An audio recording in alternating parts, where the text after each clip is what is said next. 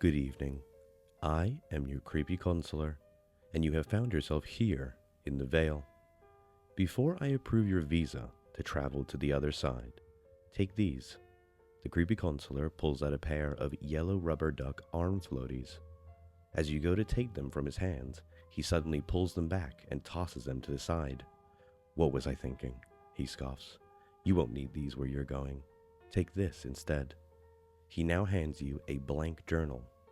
You will be able to use this. But before you go, please remember my advice. If you ever feel uneasy, or if they notice you at any point, run, and I will open the veil for you again.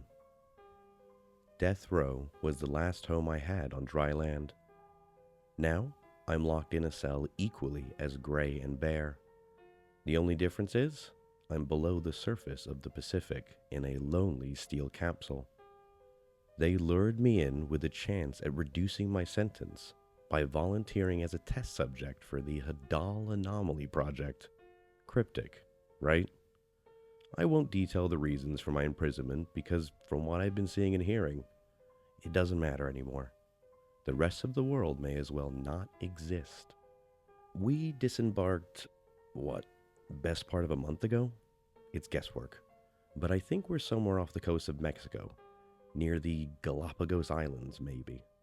What I do know is we're now deep enough for the words day and night to lose all meaning.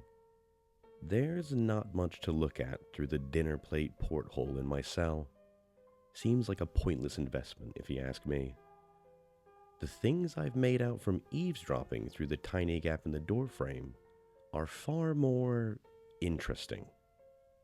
From the muted fragments of conversation, here's what I know. The Hadal Anomaly, this project's namesake, is a vacuum close to the Pacific seabed. It's spherical, just under a kilometer wide, with no rational justification for its existence. No water, air, sand. An empty region of space and nothing more. Feels like we're still moving, still descending. I don't know how long it'll be until we arrive. Hopefully, a while. Still, I'm noticing some changes. There's a low hum coming from somewhere, and it's only gotten louder as time goes on. Thank God I have a journal. If I didn't have an outlet for my thoughts right now, I might lose it. Okay, what the hell? I thought this manner of dark was basically impenetrable, but now there's a light. It's not part of the sub, no. A bright spot, like a lone star suspended in the night sky. It's pink, a sort of rose color, and motionless, aside from the way it's pulsing seemingly at random. I think it's what's making the humming. When it swells, so does the humming. I can see the border of this vacuum too. It's like looking into a glass sphere, the inside perfect and unblemished. I'm starting to regret taking them up on this offer. Something's telling me life in jail would be a paradise over whatever they plan to do with me. Fuck. A few minutes ago, I watched a test subject get sent out in some kind of pressure suit, straight towards the light. When they passed into the vacuum, the suit just disintegrated, as if dipped in some obscenely powerful acid, corroded away into nothing. Yet, whichever poor soul was chosen for this test run is somehow unharmed. I mean, she's floating, naked, but I don't think she's dead. Her skin looks alive and she'll twitch and convulse at random. Sometimes it even looks like she's trying to speak, scream maybe. But no one can hear her. Any comms equipment they loaded with her is gone, rotted away into less than dust. A few minutes was all I could stand watching her float toward the light, before slumping down beneath the porthole. I don't know how long I sat like that. At some point, I dozed off, but the sub-shuddering brought me back with a miss the last step kind of feeling. A pale pink circle projecting from the porthole onto the bulwark door told me enough. No need to look outside. I think that was her passing into the light, for better or worse. Probably worse. There's gotta be an escape to this. Can a pen do lethal damage to your carotid artery? Maybe I'll find out. Subject 006 is the next lab rat they're picking. Subject 006 is me. The urge to end it right now is so tempting, before they can send me into something they haven't the first fucking clue about. I can't bring myself to do it though. If going into that thing puts you asleep, then maybe it'd be a better death. But I don't know that. The researchers don't know that. How could they? Or perhaps they do and think it's a mercy to leave me questioning. It isn't a mercy. It's torment. The keypad outside my door is beeping. There's no time left. Then again, what worth is there to anything I write in this journal? Maybe a part of me is hoping someone reads this, stranger or otherwise, so at least they know a living person wrote this. Or I'm just writing my thoughts. Not everything needs a purpose, a deep meaning, or anything like that. Some things can just be. It's time. I'm up. Later, no one. It's obvious past this point I couldn't continue my journal. Even if I somehow brought it along, it would have disintegrated inside the anomaly. Researchers and sub-operators crowded me, chattering in a crucible of voice. I didn't care to hear anything they had to say. Why should I? If I was going to be released into the Hadal Zone towards some undefinable fault in reality, insider info would be as useful as a paper ore. The pressure suit was more like a cage than anything. Rigid joints prevented any movement, only serving to transport a fragile bag of meat through an inhospitable environment.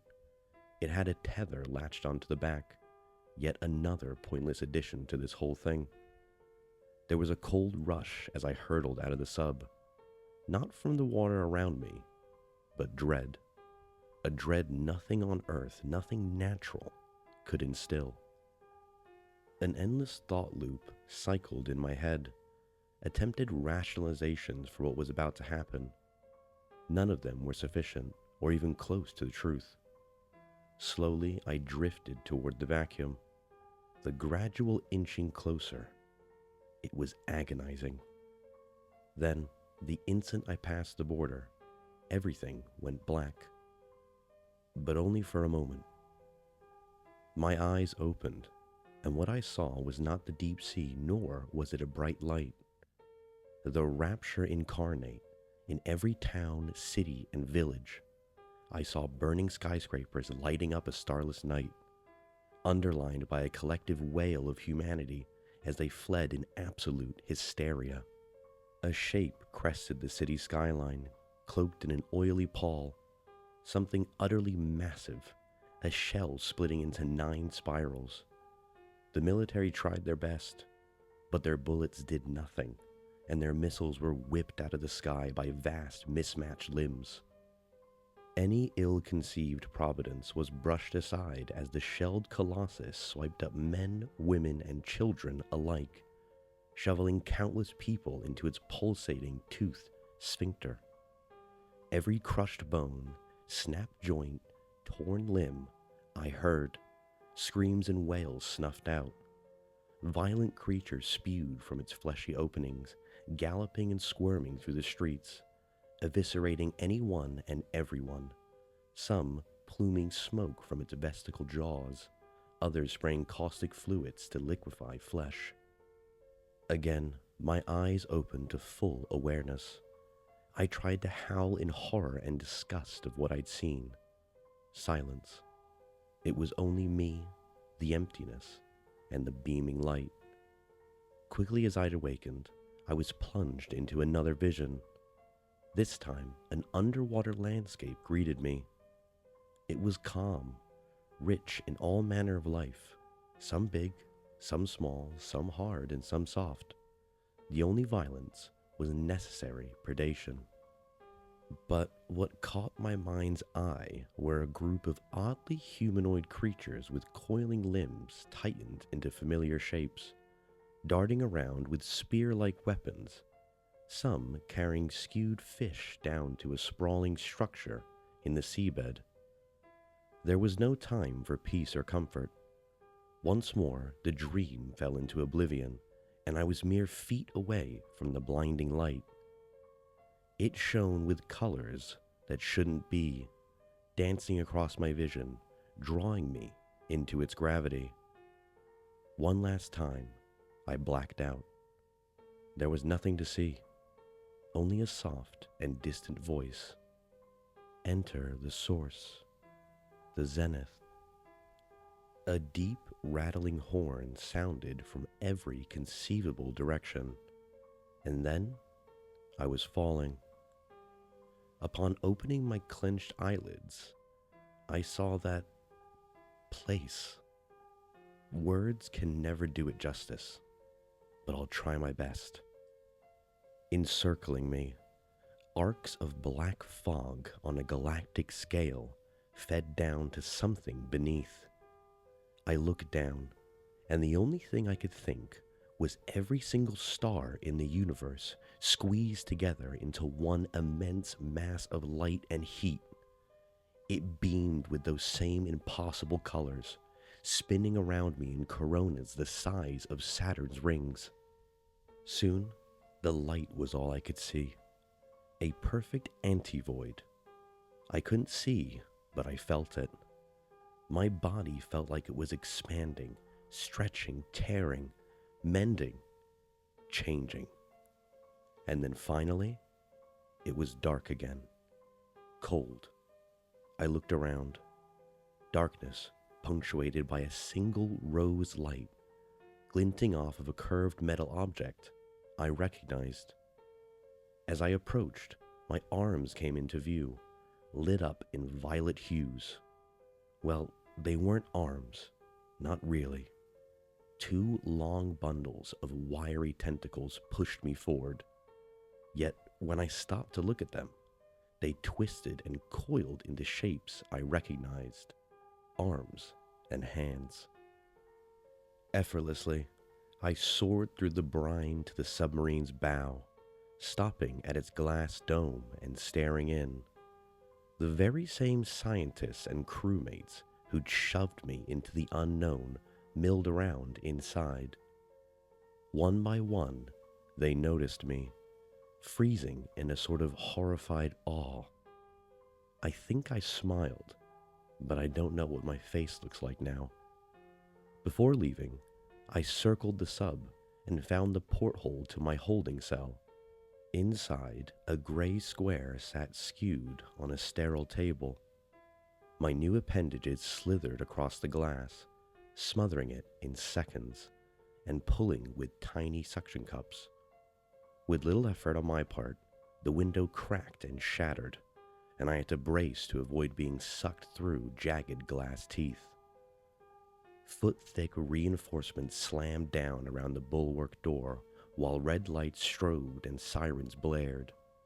In one fluid motion, I reached inside and grabbed the journal, swaddling it tight in a nest of tendrils in hopes of saving the ink. All around me, the midnight black lit up with tens, no, hundreds more rogue stars, a sprawling alien firmament. After rocketing up to the surface and following the sun to the east, I washed up on a sandy ridge restraining a small lagoon. It was dusk, which worked in my favor to mask the features of my new body. The beach fed into a small town. After the short trek, my skin already felt dry and irritated. Maybe skin isn't the right word. Membrane? Scales? It's not something I care to dwell on. Now, after following some unfortunate late-night walker, I'm sitting in their house, typing on an old laptop, with their unconscious body on the floor. Internet spotty, but I only need to make one post. I'm going back as soon as this is finished, to bathe beneath moonlight ripples and crushing depths, places warm and blue, others frozen and gray. Places I belong now, all the same. Make what you will of this. I may have filled in some parts of the journal where the inks run, but it's accurate enough. I think something's coming. Something that was once a distant foresight, now a promise, past due. Our society will burn. Cities razed into dying embers among ash and bone. Nightmares roaming every continent, slaughtering anyone or anything they see. But there's salvation for all of us. Somehow, I know the lights will multiply and raise to the surface. Go to them. Let them take you. If not, I'll bring you along myself. Become like me and survive what's coming. Because what's coming is coming soon, and before long, you'll be out of time to save yourselves.